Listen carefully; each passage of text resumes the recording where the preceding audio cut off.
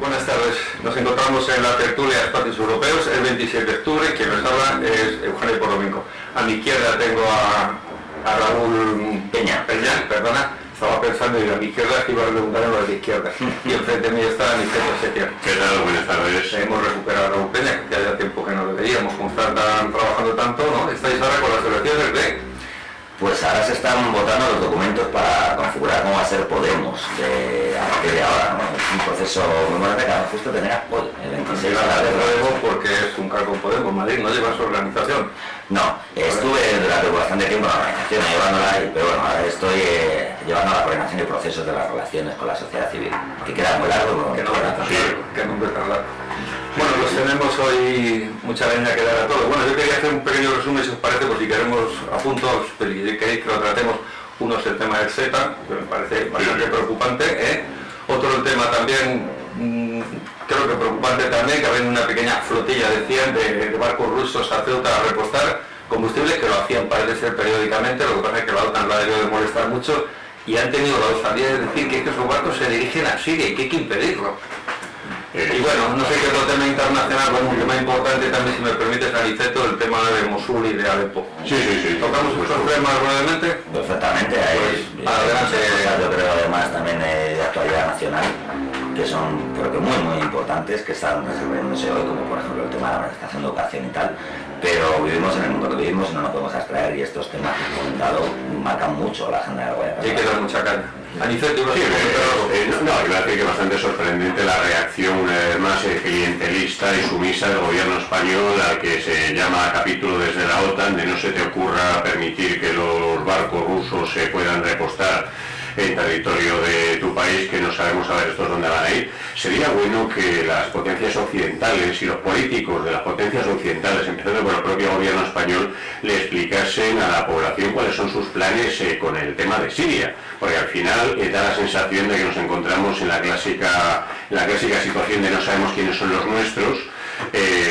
Rusia parece que es un aliado de la OTAN y de Estados Unidos, del Reino Unido y también de España en la lucha contra ISIS, pero sin embargo nos encontramos con que simultáneamente, puesto que el gobierno ruso apoya al gobierno vigente legal de Siria, encarnado en Bashar al-Assad, y parece que por otro lado hay mucho más interés en echar abajo el gobierno de Bashar al-Assad que en acabar con este germen peligrosísimo de integralismo islámico. Cualquier elemento de apoyo que pueda surgir tiene que ser torpedeado, y parece que esta prohibición de repostaje de los barcos rusos va en esa línea. La verdad que el tema es complejo, pero sobre todo a mí lo que me preocupa es la poquísima transparencia que hay en los medios de comunicación. No hay ninguna. Bueno, sí que hay, si se dice siempre que bombardea a Rusia y solo bombardea a Rusia, no Alepo. No, pero bombardea a Rusia cuando hay muertos civiles. En otros casos ya puede bombardear cualquiera. En cualquier guerra, como es conocido, la primera víctima es la verdad. Y en este tema de Siria es irritante el nivel de desvergüenza que están haciendo gala en general todos los gobiernos europeos y el de Estados Unidos, y la poca claridad con la que explican sus planes estratégicos con respecto a Oriente Próximo. La verdad que probablemente si nos lo explicasen no lo entendería nadie. Yo al final no sé exactamente si estamos a favor o en contra del apoyo que Arabia Saudí, que por otro lado parece que es muy aliado nuestro y parece que su rey es muy amigo del nuestro, y hacemos grandes negocios con el reino de la dinastía Ibn Saud, pero por otro lado se dedican a apoyar el integralismo islámico, que por otro lado perseguimos. El tema es complejo, y yo creo que lo de Mosul está un poquito claro. Mosul están arriconando a los grupos terroristas islámicos para que se adentren en Siria. Sí. Van miles de ellos allí a Siria, ese es el camino que están haciendo. Porque es curioso que Mosul lo han tenido 2 años en manos el ISIS y nunca habían hecho nada, y ahora de repente se concentran todos para buscarles una carreterita por donde salgan directamente hacia allí, y lo que no saben son los muertos que están provocando civiles Arabia Saudí con todos sus aliados a la cabeza de Estados Unidos. Yo recojo esto último que has dicho dicho Eugenio, ¿no? Bueno, lo primero quería hacer una mínima matización, de una corrección, por supuesto, en ceto. Oye, ¿por qué no te atreves? ¿Te da vergüenza? No es que no me atreva, es que no va a lugar, porque una matización nos ha comentado pues el seguidismo, ¿no? Y el servilismo del gobierno español, que han dicho, bueno, no, oye, estos barcos que no se sabe dónde van, se sabe perfectamente dónde van. Por eso es por lo que se está poniendo el problema, lo que se sabe ya desde hace mucho tiempo. Sí. Efectivamente, está bien, lo decías con ironía, pero por si algún otro oyente le había pasado igual. El bombardeo de que va es un bicho en el sentido y de todo, Y es una barbaridad de bicho, efectivamente. Pero bueno, por superar un poquito lo anecdótico, ¿no?, de esta cuestión, eso nos basta una pequeña muestra de, o sea, todo esto hay que enmarcarlo dentro del enorme incremento de la tensión que se está dando desde hace ya mucho tiempo entre bloques, ¿no? A nivel mundial, por supuesto, ¿no? Es un resurgimiento que además lo vemos en la ampliación de fronteras de la OTAN, lo vemos que todo esto viene de lo que viene, ¿no? De cuando se rompió el Pacto de Varsovia y las condiciones que se pusieron, que luego se han cumplido de aquella mala manera. Y bueno, pues no es más que un reflejo de lo que estamos viendo, una nueva política de tensión de bloques, llamarlo Guerra Fría a día de hoy. Pero es una política de tensión que solo beneficia a Estados Unidos, porque en Francia, por ejemplo, la agricultura ha caído miles de millones de euros. Sí. Y la industria en Alemania, y ahora viene el invierno, y ahora hay que consumir gas, petróleo, etcétera. O sea que el perjuicio ha sido para Europa también. Bueno, pero en toda la Guerra Fría, o no fría, Estados Unidos de lo que uno, no, pero cuando estás en guerra con alguien, por muy fría que sea, pues habrá batallas que ganes y batallas que pierdes, ¿no? Tienen a Europa cercando a Rusia a base de bases de la OTAN, ejércitos propios, etcétera. Bueno, que no se enfade Estados Unidos. Hemos comentado muchas veces que el tema del servilismo de los países europeos hacia Estados Unidos es meramente ideológico y cultural. Yo no creo que nadie, ningún gobierno europeo piense honestamente que el acercarse a Estados Unidos y a sus políticas y a sus aventuras militaristas se pueda mejorar a medio plazo la fortuna ni siquiera de las grandes empresas europeas. Si no es por no mejorar, es por no empeorar. Es decir, cuando se está insertado en una dinámica de bloques, si no perteneces a un bloque concreto, y ya sabemos cómo es Estados Unidos con sus blancos y sus negros, ¿no? Que no está conmigo, está total y absolutamente. Y si uno no se alinea de una forma total y absoluta a las políticas de la OTAN, pero a las políticas de Estados Unidos, quería decir, no sé por qué se ha confundido, ¿no? Efectivamente, si uno no se alinea de una forma total y absoluta, es que eres el enemigo. Pues no se trata tanto de lo que se pueda ganar siguiendo a Estados Unidos, sino de lo que se puede perder si ellos te ponen dentro de sus listas. No voy a decir de la lista de terroristas, de estados terroristas, aunque todos se puedan dar, pero sí desde luego en esa lista B de no eres de los monstruos. Apliquemos el método científico y echemos mano de los ejemplos. España estuvo durante la época de Rodríguez Zapatero en esa lista B, y a mí me gustaría saber en qué pudo perjudicar al español medio o incluso al gran empresario español que España no contara en aquel momento con el máximo beneplácito. ¿En una lista B de Estados Unidos? No tengo ni la más mínima duda, porque además hay un hecho sustancial que es aquella... Compramos de atacada 25 misiles Tomahawk que nunca llegaron aquí. Sí. Y la base, ya viste lo que pasó con la base de Puerto de la Frontera. Sí, pero los elementos simbólicos aquí son casi más importantes. Una entrega de la bandera, que luego ratificó Rajoy. Sí, pero por otro lado recordamos al presidente del gobierno español no levantando la Sociedad Castellana. Eso le costó haciendo una lesión a lo mejor después, pero... Sí, yo por la parte que conozco, o sea, yo trabajaba para el Ministerio de Defensa, una empresa pública del Ministerio de Defensa, y trabajé durante todos los años de Zapatero, que había antes y he continuado después, y desde luego lo que son las relaciones del día a día de según qué cuestiones o los grandes contratos que tenemos, acuerdos, mejor dicho, Estado-Estado entre España y Estados Unidos, no hubo absolutamente ninguna diferencia, absolutamente ninguna. No dudo que las cuestiones simbólicas son importantes, y además en Estados Unidos los gestos y los símbolos, cuando estamos hablando de un país que basa gran parte de su nación mundial en la hegemonía cultural, ¿no? Pero por supuesto para ellos son importantes. Pero bueno, importantes hasta según qué punto. Desde luego lo que para ellos es importante es que Morón esté donde esté, esté como está, que Roja esté donde esté como está, etcétera. Que por supuesto que el otro tampoco es su escenario maravilloso y no les hizo mucha gracia, ¿de acuerdo? Pero de ahí a ponerte en una lista B, entre comillas, que eso puede provocar consideraron bastante en aquella época, cosas que no había hecho nadie hasta ahora. Luego Mariano Rajoy ratificó la entrega indefinida y permanente de la base de Puerto de la Frontera. una vergüenza como lo de Guantánamo, pero bueno. Pues yo sabía una pregunta antes de cambiar de tema. ¿Dónde está China ahora mismo? Porque es la otra gran potencia mundial, además de En el mismo mayor. sitio no lo han cambiado. Bueno, pero tampoco creas que está tan claro el tema de las fronteras chinas. Tiene muchas lindes en litigio y que cambian a mejor o a peor. Pero que no sabemos, más allá de los primeros vetos del gobierno chino a que el Consejo de Seguridad de Naciones Unidas interviniera de hocicoce para derribar el gobierno de Bashar al-Assad, yo no sé ahora mismo en toda esta trifulca, en esta suerte de guerra fría entre bloques, entre Rusia y la OTAN, no sé los chinos exactamente dónde están. Es una gente que... Pues yo creo que, si me permitís, están en 3 puntos. Uno, vendiendo a bajo precio la deuda pública estadounidense junto con Arabia Saudí y Rusia, un punto importante. Segundo, están fomentando su relación con Rusia con acuerdos militares muy importantes. Y el otro punto que me queda, yo creo que estos, a base de tecnología y todo, pues están en el mar Meridional de China, están continuamente sus barcos patrullando e impidiendo que aviones espías americanos entren en su territorio. Yo creo que están, como tú bien decías, aparte del Consejo de Seguridad, yo creo que están en esos 2 planos que para mí yo creo que son muy importantes, ¿no? Sí, pero parece raro que estén mirando para otro lado. Están como cabreados, aparentemente. Claro, llama mucho la atención. Es que yo creo que Eugenia, en realidad, pues su primera respuesta, ¿no? que estaba también haciendo una pequeña broma, pero es que en realidad la ha clavado, ¿no? ¿De dónde está la China? Ha cambiado tú, en el mismo sitio no ha cambiado. Y efectivamente, en el mismo sitio no ha cambiado. China tiene intención de continuar creciendo para seguir siendo, iba a decir que ser una superpotencia, pero ya es una superpotencia. Posiblemente la primera económica del mundo. Y la segunda economía hay una mundial, lista que dicen... Sí, pero en este mundo no se puede mantener una hegemonía teniendo solo la supremacía económica. Puede ser, desde luego, condición indispensable y sine qua non, pero no es suficiente, ¿no? Entonces, ¿a dónde está China? Que tú has relacionado una serie de puntos con el tema de la deuda estadounidense, etcétera, etcétera, el tema de la tecnología, por ejemplo.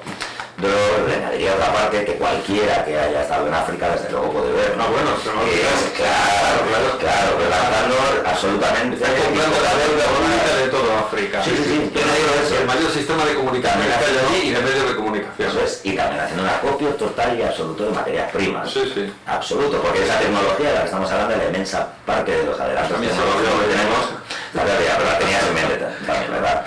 Y pues estamos comentando aquí en el mismo lado. sobre el tema. En Guinea Ecuatorial, por ejemplo, muchas veces aquí hablamos de él y tenemos un programa, Espacio Guineano, un programa nuevo. Hemos comentado muchas veces la implantación de China como hacían y que vuelven otra vez a los chinos por allí, por el Golfo. Pero está mandando ingenieros y obreros a hacer puentes y carreteras y hospitales y de todo. Sí, incluso la etapa de Macías, la mayoría de los edificios que hubo públicos los hicieron los chinos. Sí. Y respecto a lo que inició el debate, ¿no? Sobre la cuestión de los bloques de Estados Unidos, de Rusia, etcétera, ya por terminar de situar lo que es, entiendo yo, en mi opinión, lo que yo entiendo que es de dónde está China. Están de siempre, intentando que ninguna de las otras 2 potencias le pase. Desde luego, siempre ha estado mucho más cercano de Rusia. Pero está más cerca de Rusia, yo creo que porque tienen enfrente un enemigo. Claro, eso es. En tanto en cuanto que siguen ellos, Estados Unidos, la mayor potencia. Sí, pues, aparte, efectivamente, eso. Y que ha sido conflictiva a veces, muy conflictiva a veces. Sí, pero vamos, yo no tengo ninguna duda de que si llega un momento en el que hay un giro estratégico absoluto y Rusia es una potencia hegemónica y está desequilibrando para lo general, bueno, pues se empezará China a comprar deuda rusa más todavía de la que ya también tiene, y variará un poco, es decir, a China con sus intenciones de ser la superpotencia mundial. Desde luego no le interesa que ninguna de las otras crezca demasiado. Estando ahora mismo Estados Unidos y todo el bloque atlántico en mucho mejor disposición, teóricamente, en la apariencia de la que tiene Rusia, pues por supuesto que se junta mucho más con Rusia. Nos hablamos de una potencia que todo el mundo la toma como que son 4 locos, todos muertos de hambre y tal, que es Corea del Norte. Sí, una potencia, aparte de una potencia nuclear, quiero decir. Yo creo que... ¿Considera que es una potencia? Bueno, un día podemos hablar sobre podemos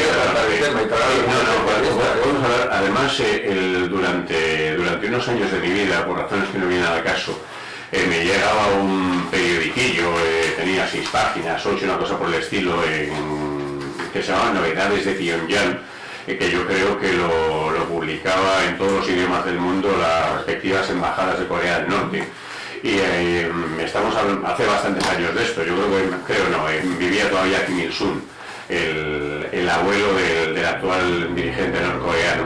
Y la verdad es que yo llegué a conclusiones no sé si sorprendente, pero sí curiosas, no sobre Corea del Norte, sino en general sobre Corea. Este ruido, te lo digo para los oyentes, es que aquí en el centro se están arreglando cosas y claro, hasta que no termine el trabajo del horario no salen. Sí, Y bueno, pedir disculpas nada más, perdona. Confiemos en que no entre mucho el ruido de las radiales, de la rotaflex que llaman en mi tierra, a través de los micros. No, pero bueno, el tema de Corea del Norte y en general el tema de Corea podría ser capítulo de otra tertulia. Es interesante, pero además la propia historia de Corea, la cultura coreana, y algo que es muy desconocido y que me llama muchísimo la atención, el propio idioma coreano, que junto fue algo que no es conocido por ahora en público, junto con el japonés y el euskera, son las 3 lenguas a nivel mundial que no están clasificadas en ninguna familia lingüística. Pero no, efectivamente, además el del euskera más o menos con los cercanos es conocido, pero no suele contar nadie, que pasa lo mismo con el japonés y curiosamente con el coreano. De todas maneras, insisto, otro día hablamos de Corea porque el tema tiene que decir que dicen que tiene, ahora que está todo el mundo tan modernizado con los móviles, que tiene el mejor móvil del mundo. ¿Sí? No sé cómo se llama, aquí hay un compañero que a veces lo ha traído, pues ya lo coreano. Sí, dicen que sí. Pues, hombre, surcoreanos casi todos llevan su móvil de Se empieza a venir mucho en Europa, que además ya hablaremos de ello. Bueno, como no tenemos publicidad de momento podemos hablar de ello. Yo voy a... Sí, perdón. Sí, respecto a esto que estáis diciendo, ¿no? Porque has empezado comentando, bueno, quería hablar de una cuarta posible potencia que yo he puesto muy en solfa, que sea una potencia más allá de una potencia nuclear, ¿no? Y yo pensaba que no ibas a hablar de Corea, que ibas a hablar de otra potencia, que es una potencia económica, también India, que es la India. Sí. Es decir, si a mí me pones la India como una posible cuarta potencia, según cómo vayan desarrollando los acontecimientos, me lo creo, porque desde luego en cuanto la India pueda superar sus brutales desigualdades, que harán un mercado interno del que ahora mismo realmente carecen por completo, pues nada, agarrémonos todos los machos, ¿no? Porque estamos hablando de una potencia económica, demográfica, nuclear y tecnológica. El objetivo de la India es Pakistán. Luego cuando termine con Pakistán, si termina algún día, irá por el resto. Por el momento creo que tienen un gran problema entre las dos potencias. Recordamos BRICS, además de ladrillos en inglés, a qué corresponde el acrónimo, ¿verdad? El banco, Brasil, la India, Rusia, y China. China. Y sigue en marcha, Sí. Y Sudáfrica. Están a la chita callando, como dices, pero está funcionando. Oye, un temita que apunto nada más, no que nos metamos mucho en él, pero yo estaba leyendo la prensa de lo que está pasando ahora en Venezuela, que va a ser una copia de lo de Brasil, el juicio político al presidente para alargarle. Sí. Si os dais cuenta, hemos aquí hablado varias veces de ello. Primero fue la revolución de los claveles, en todos los países es Unión Soviética, la revolución de los claveles, de las amapolas, luego una que se inventó en Corea, en Pekín, en Hong Kong, que fue la revolución del paraguas, porque pilló un día de manifestación que había lluvia, sacó todo el mundo el paraguas, alguien, me imagino que de la CIA hizo la foto y dice, qué bonito esto, vamos a hacerlo. Y ahora están con la revolución esta nueva, que es echar a los presidentes que no convengan a través de los parlamentos. Es curioso porque el de Venezuela va muy adelante, Incluso el Vaticano parece que se ha echado atrás últimamente, ¿no? Con la reunión de esto no es lo mismo que hizo el PSOE el otro día. Bueno, pero eso lo operaremos ahora, dice todo. No, pero es que la operación es... Son las mismas, sí. Claro. Como de Dilma y como... Es muy bueno, muy bueno. Seguimos contratando, el otro año estás contratado igual, Vale. Bueno, y yo creo que 5 minutitos hay que hablar del SETA, ¿no? Los balones, Sí. Anicetto, que hablábamos antes. Sí, lo estamos comentando antes fuera de micrófono. Los únicos que se han opuesto. A mí se me ocurren varias reflexiones. En primer lugar, en España, una crítica recurrente de este concepto, que yo creo que de manera bastante brillante se ha dado en llamar cuñadismo, este compendio de lugares comunes, por lo general con un sustento cultural e intelectual paupérrimo, pero que sin embargo todo el mundo entiende.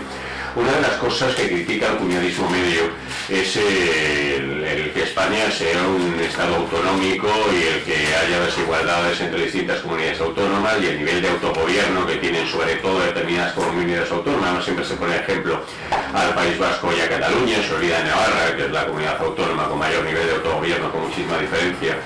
Se critica el tema de la pluralidad idiomática, se critica otro tipo de cosas, pero fundamentalmente este ejercicio de cuñadismo tiene como base la ignorancia de lo que pasa en otros países europeos. Vamos a ver, una comunidad autónoma española no puede negarse ni dejarse de negar ni al CETA, ni al TIP, ni nada, porque las leyes españolas y los niveles de autogobierno no lo permiten. Vamos a empezar por ahí. Entonces, ¿qué ocurre con la región de Valonia? Que recordemos para la gente menos conocedora de la realidad belga, Bélgica tiene tres sectores, tres zonas geográficas, políticas, históricas y culturales, que son Valonia, que es de lengua francesa, de Jacques Brel, para que nos entendamos. Por otra parte, el Flandes, donde son los flamencos, como su propio nombre indica, Brujas, Amberes, Gante, etc. Y por otro lado, que hablan flamenco, que es una variante dialectal del neerlandés, de lo que antiguamente se llamaba el alto alemán. Y por otra parte, lo que es la región autónoma de Bruselas, que aunque está inserta geográficamente, es una especie de enclave dentro de Flandes, tiene como lengua franca, como lengua que se habla por la calle el francés, igual que en Valonia. Por una parte, conviene recordar que con la Constitución belga en la mano, el único ciudadano que tiene la obligación de conocer los dos idiomas del país es el rey. Los propios consejos de ministros hacen con traducción simultánea. Hay dos regiones con un nivel de autonomía extraordinariamente alto que se relacionan a veces con tensiones, históricamente con razonable normalidad, y no pasa absolutamente nada. A todos los que critican aquí las autonomías de vascos, catalanes y otras gentes de mal vivir, permítaseme la maledicencia, les invitaría a conocer la realidad belga o la suiza o incluso la alemana. La ironía afilada hoy, ¿eh? No, bueno, pero la ironía afilada hoy. Seguro la canta ahora. Es así, sí, la canta. Lo hace de contrato por un año, seguro que... Bueno, por otro lado, metiéndonos en concreto el CETA, recordemos que es el Tratado de Libre Comercio de Canadá, es el tratado en paralelo al TIP, que es el Tratado de Libre Comercio de la Unión Europea con Estados Unidos. Yo no conozco con detalle las especificaciones del CETA, imagino que son similares a las del TIP, aunque la realidad canadiense, la realidad económica y política, es bastante distinta a la de Estados Unidos, aunque compartan una de las fronteras más largas del mundo.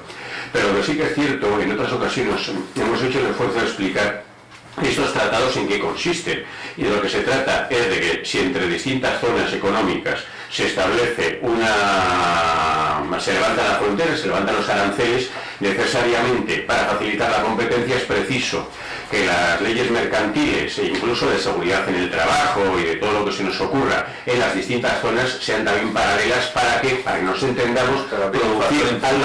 Es que prevalecen sobre los estados. Claro, la segunda parte de la lo primero tienen que ser homogéneas y lo segundo, para que sean homogéneas, el poderoso implanta las suyas. Sí, las suyas, pero tienen que ser homogéneamente aplicadas en todos los países, independientemente de que el país quiera o no quiera, que es lo que está hablando, lo que has comentado tú, que es un punto realmente peligroso y lo que convierte al CETA del TIP en atentados absolutos a la libertad de los estados y por lo tanto de los habitantes, de las personas, de los ciudadanos de los estados, sí. Y le hemos chafado que pero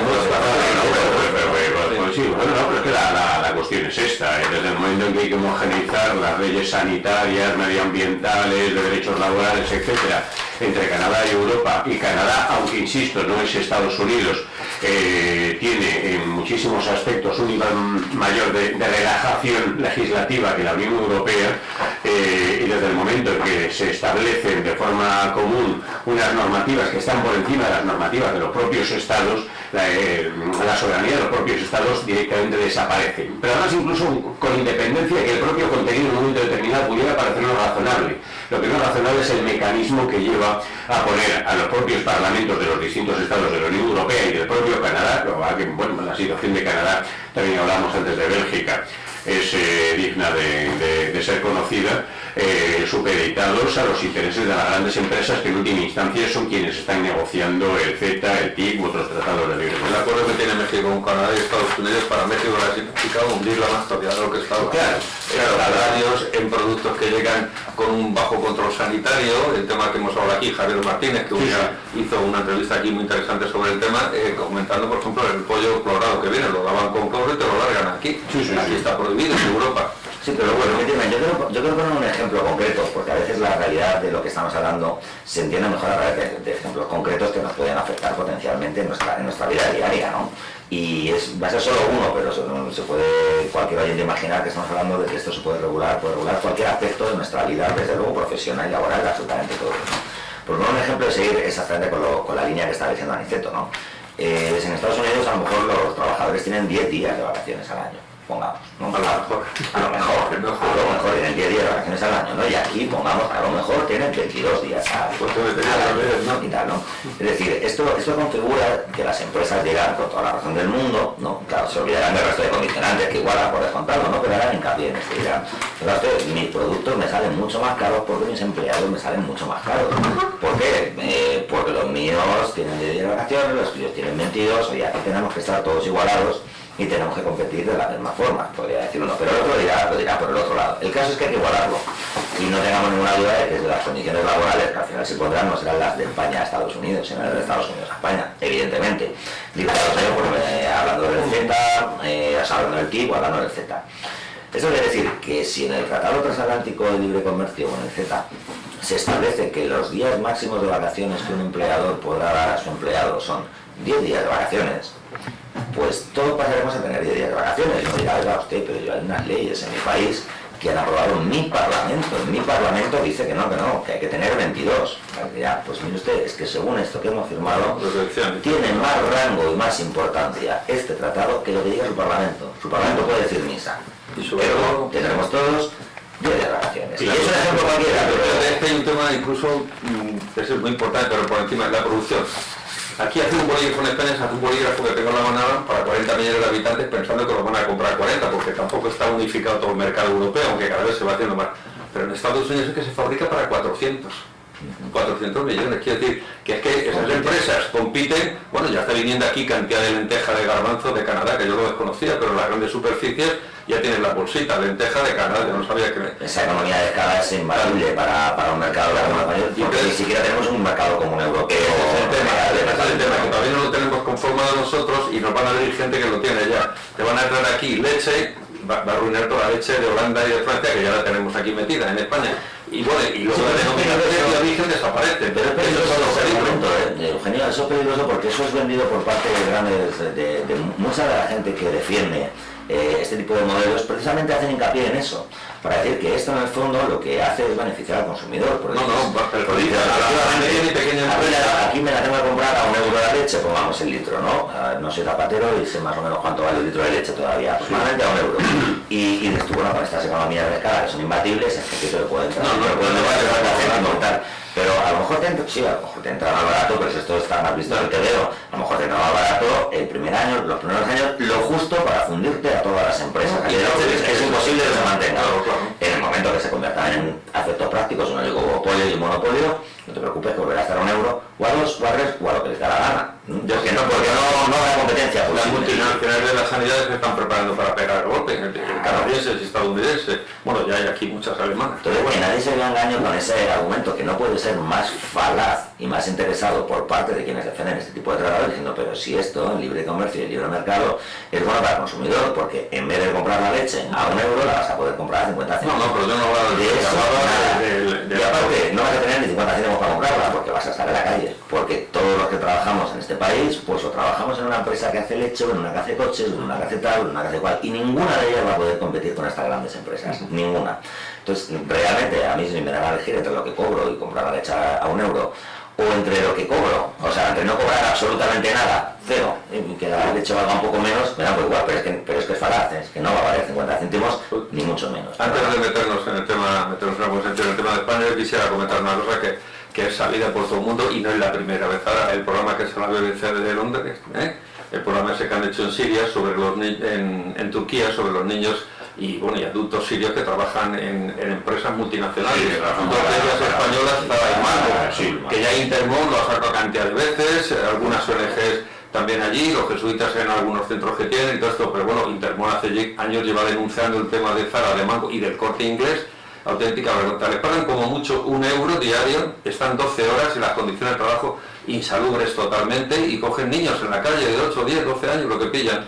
una mujer, la entrevistaba en una cadena de televisión española y decía una mujer siria, decía, bueno, no tengo para comer, entre morirnos y tener esto, pues tenemos que tirar por esto. Es absolutamente vergonzoso. El papel de Turquía, claro, respaldado por la ONU y por Europa, que Europa le dará muchos miles de millones, eso, por supuesto. Ahí tenemos una base, España, por sí, luego Turquía lleva una temporada con ese gloria. Sí, pero con el visto bueno de aquí, la ayuda de aquí, le espaldará todo de aquí, a mí mañana me han invitado a que vaya a la casa del embajador turco, a la casa del embajador turco a una fiesta que da porque creo que si no recuerdo mal es el día nacional. Con camiseta de mando y zapatos de Zara.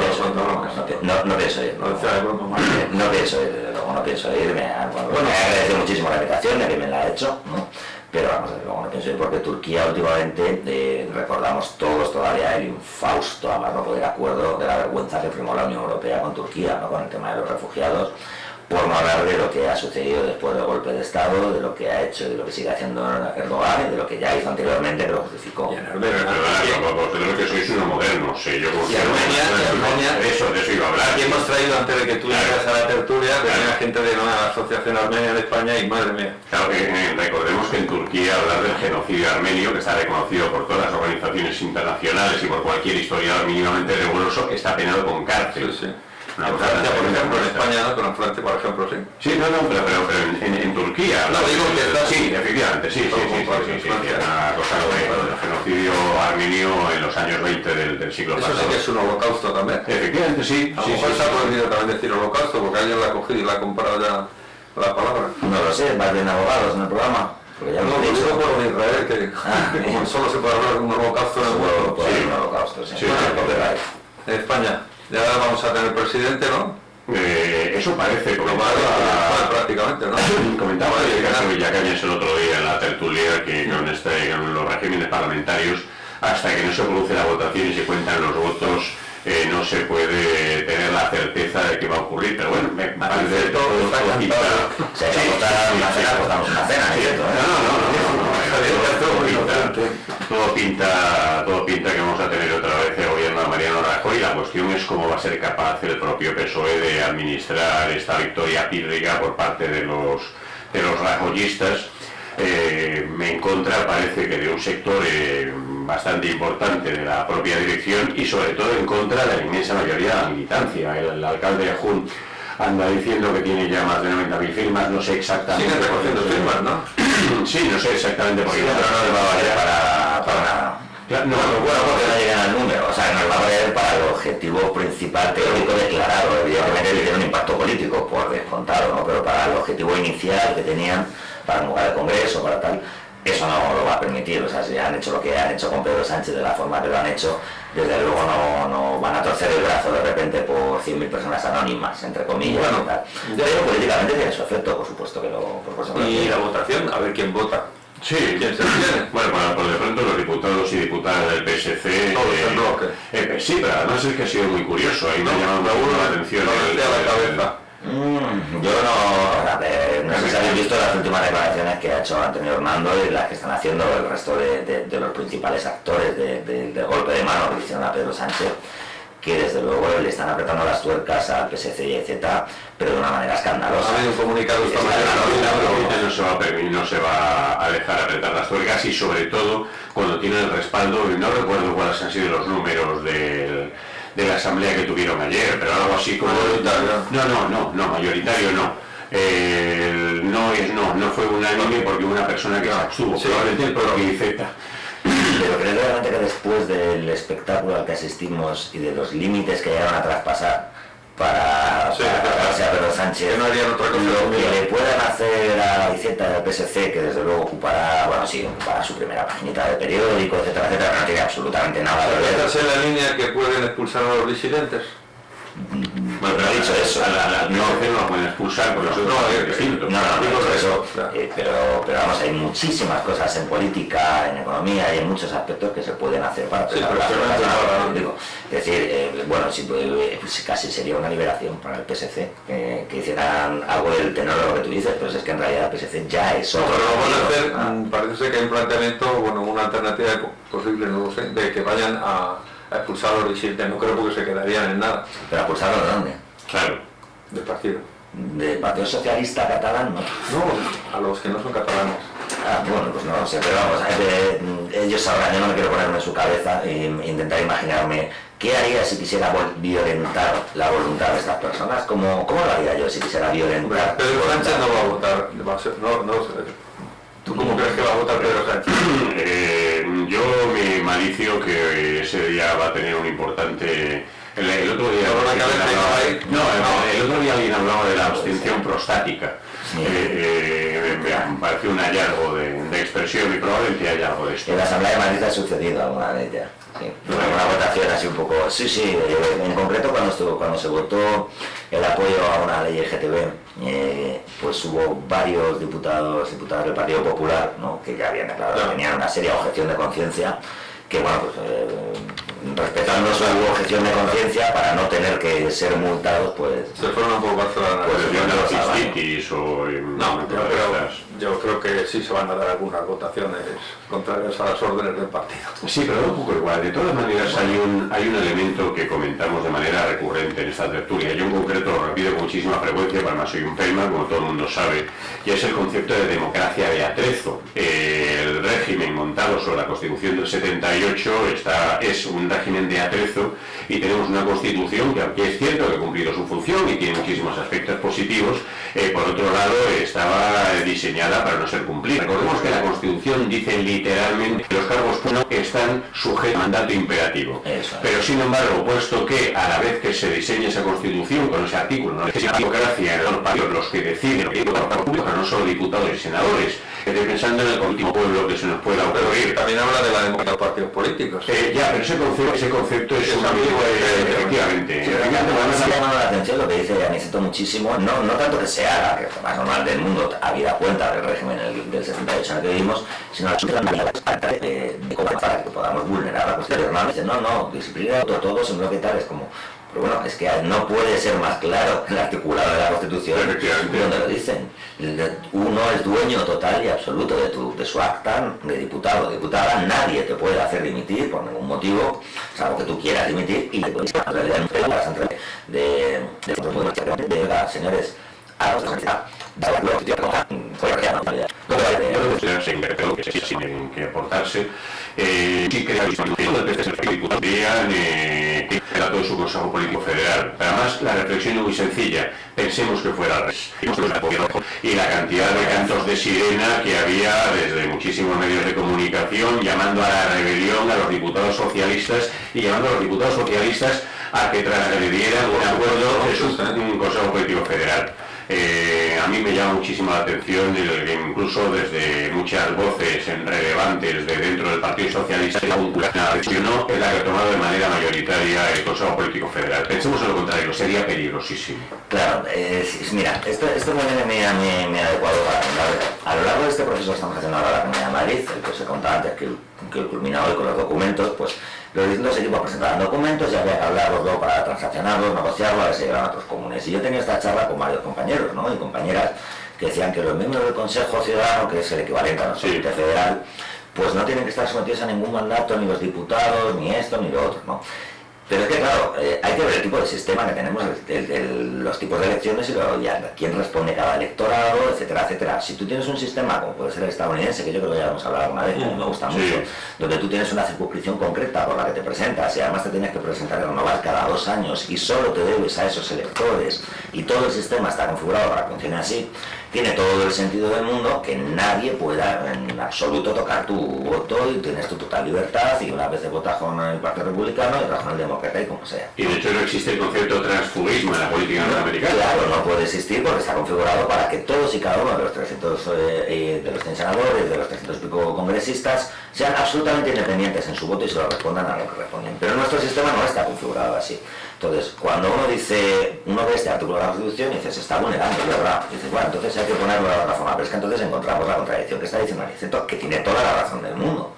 Tiene toda la razón del mundo. Entonces lo que hizo Tamayo y lo que hizo Sáenz está muy bien, ¿no? No hay ningún problema, cada uno es libre. Efectivamente, cuando tienes configurado un sistema que está hecho para que todo quede atado, y bien atado, como todos sabemos que quedó, pues te encuentras este tipo de incongruencias y de incoherencias, ¿no?